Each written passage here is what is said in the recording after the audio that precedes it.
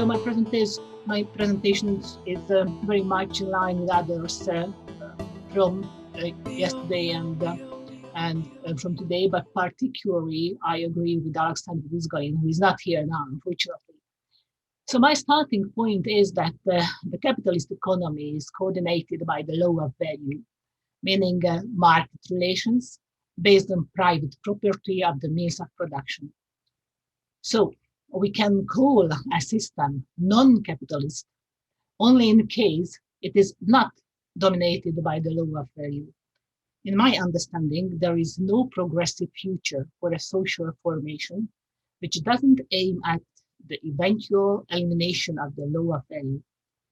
This follows that a non-capitalist mixed economy can only be an intermediate phase between capitalism and socialism, a long road, as Samir called it based on Marx. On this long road, mistakes, errors, and failures are inevitable. And it is even more so if the road starts from the underdeveloped periphery of the world system that has been the historical reality. Based on Marx, Ervin Rozsnyai, one of the underappreciated authors of the Hungarian revolutionary left, named this mixed society walking on the long road a transitional society. And this expression was used by David Lane, for example, yesterday, or Alexander Vizgarin. They stressed this characteristic of the long road. So this is a dynamic and evolving formation that contains contradicting modes of production.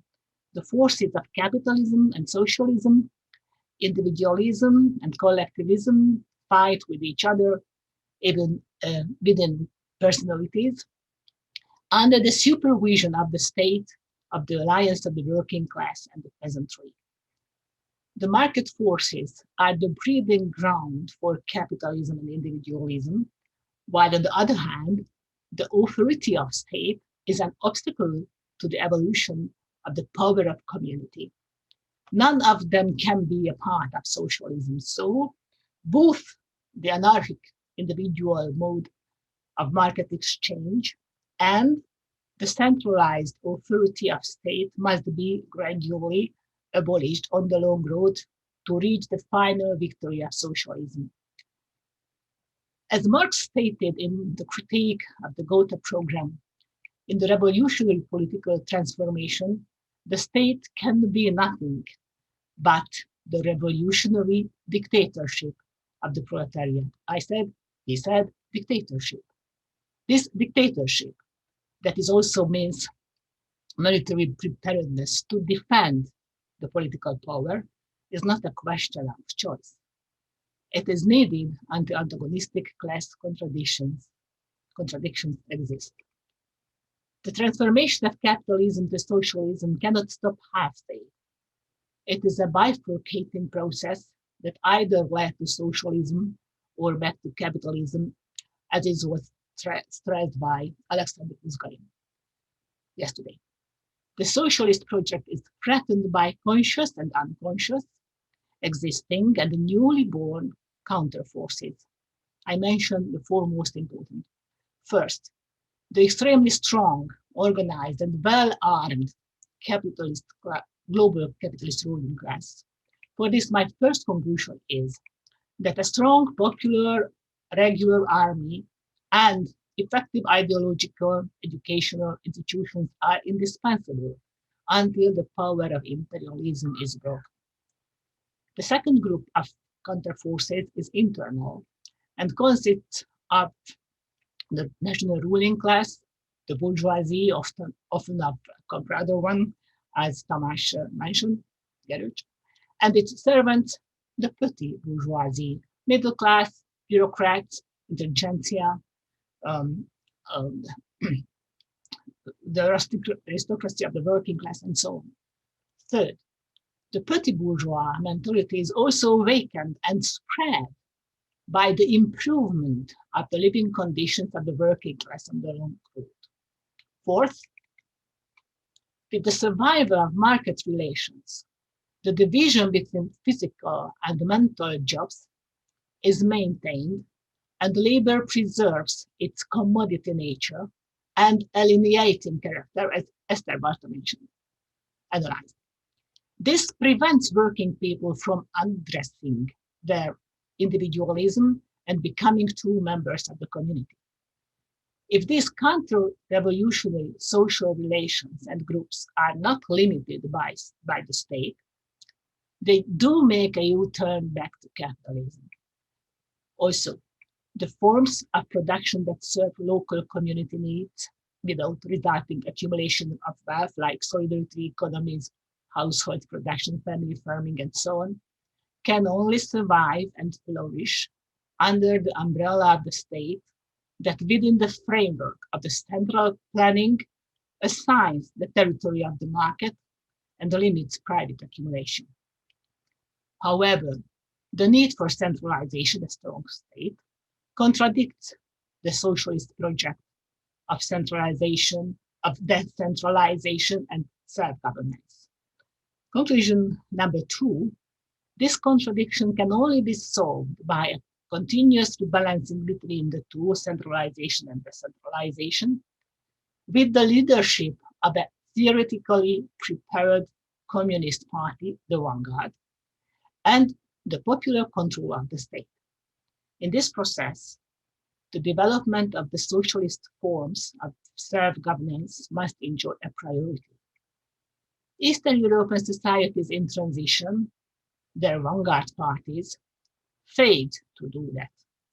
They couldn't control the counter-revolutionary forces, which have gradually reintegrated Eastern Europe in the capitalist world system with a peripheral position, as we heard in the previous presentation by András and Tamás. Conclusion number 3. The historical experiences underpin Samir Amin's truth that the first to be done on the long road is to cut the exploitative relations with the capitalist imperialist country. He called this delinking, but it can also be called self-sufficiency, and it is the precondition of the national independence to choose a social system and the socialist system. The encirclement strategy, meaning that the revolutionary villages encircle the reactionist towns, was elaborated by Mao Zedong in the 30s in connection with the Chinese Revolution, but the same can be applied on global level. The more countries step on the wrong road, the more channels of international exploitation are cut, and the more resources the imperialist center is deprived of. This weakens the center by liberating natural and human resources for the indigenous socialist development of the periphery. This I call the encirclement of the global center by the global periphery. The decades after the Second World War were characterized by liberation struggles and wars of independence. There have been anti-feudalist and anti-imperialist fights on 3 continents of the global periphery, while Eastern Europe was also on the rise. Mao's standpoint proved to be a general truth, corroborated by Fidel Castro and Ernesto Che Guevara. The biggest revolutionary force in the global south was the peasantry, but without the political leadership of the working class and the revolutionary intelligentsia, the Communist Party, the Vanguard, the peasantry wouldn't have been and will not be able to wage liberation wars.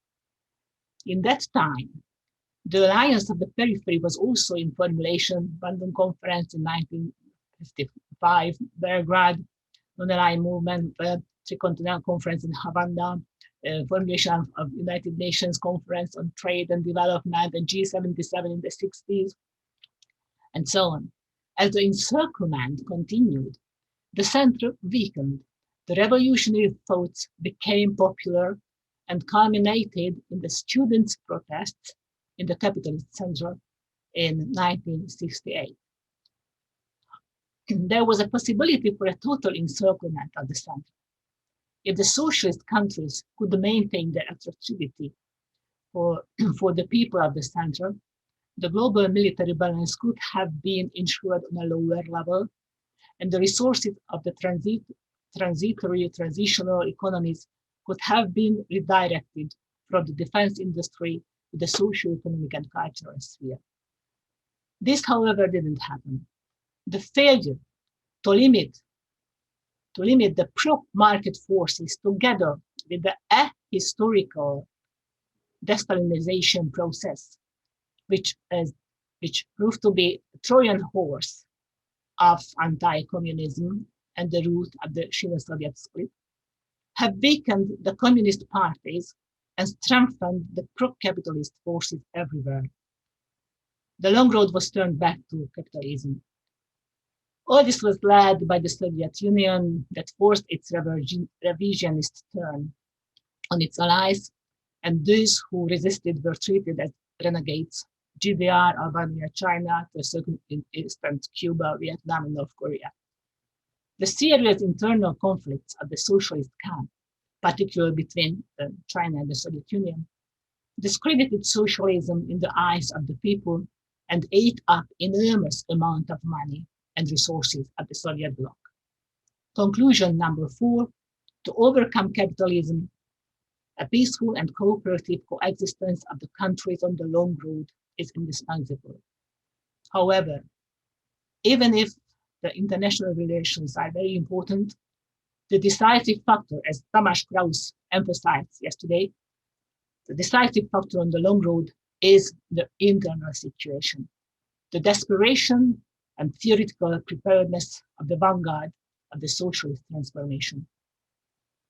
North Korea, about which many rumors and fake news have been constructed and spread by Western resources, is an extreme example of all the above said. Due to historical reasons, it has become isolated but could survive as a socialism-oriented country and became a nuclear power that cannot be destroyed by the US-led imperialism. The market relations, private property, were eliminated early in the 1950s in North Korea. There are 2 forms of ownership: all people ownership and cooperatives. Cooperative ownership is held to be a lower form of ownership and should be voluntarily, as the Constitution says, transformed to all people ownership. There is no tax at all, and every social service is maintained by the state, 12 plus 1 year compulsory education free of charge, university and education free of charge, with grant allowances, creches, kindergartens, universal free medical services, so on. Priority is given to environment over production. The Constitution declares that the supreme principle of the state is the steady improvement of the material and cultural standards of people. In the Democratic People's Republic of Korea, the Constitution says, the rights and duties of citizens are based on the collectivist principle, one for all and all for one. The deputies can be directly recalled at any time by the electorate. The theories which explain North Korea are Juche, Songun, and Byung-Yim, based on Juche's letter 2. Juche is the theory of economic self-reliance, military independence, and ideological autonomy. Constructed by Kim Il-sung, this theory has become the main policy of the Korean leadership on the long road. Amidst the increasing international uncertainties after the collapse of the Soviet Union, Kim Jong-il put the emphasis on the military independence by applying Songun. Songun means the strategic mode of politics of a socialist regime that must be used as long as imperialism exists. Note, the utmost importance of the armed fight was also stressed by Che Guevara, Castro, and also the organization of the Latin American states in the 60s.